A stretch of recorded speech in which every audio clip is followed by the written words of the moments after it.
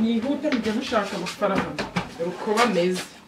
uwa mbere namushatse ari umwe arananira mbagize babiri none murananiye mwihute si muri kureba iki mwihute uko busa kurema ikariso hanze bayungamwa abo Kariso wewe amafaranga ndayaguha wewe ikibazo ari nari amafaranga nabayawe uzi ko aho burekera ndagura rinete z'amaso kureba neza Rayito yamumenye wewe nakubwira ariko sinabwira buriya ujye gutirita abantu badafite no mutwe naho nabyo byicakaje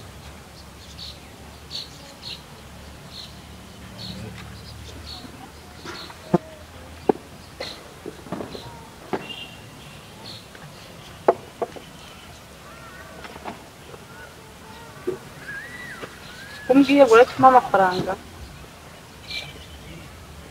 cyane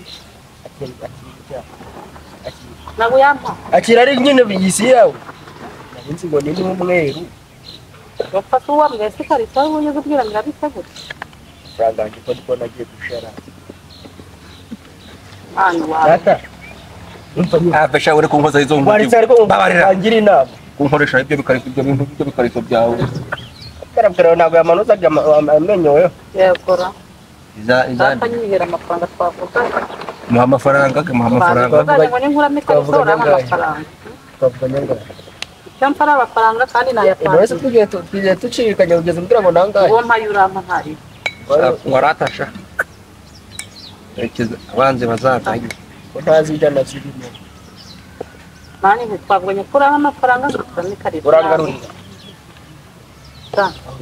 urangaruriye angahe 5,990 nkura ijana ariko uziko nakoze ubushakashatsi basanga izi note nshasha bambwiye gukora Kariso ukama ku mafaranga merega vuba ngo noneho wayangiye note yagiye mu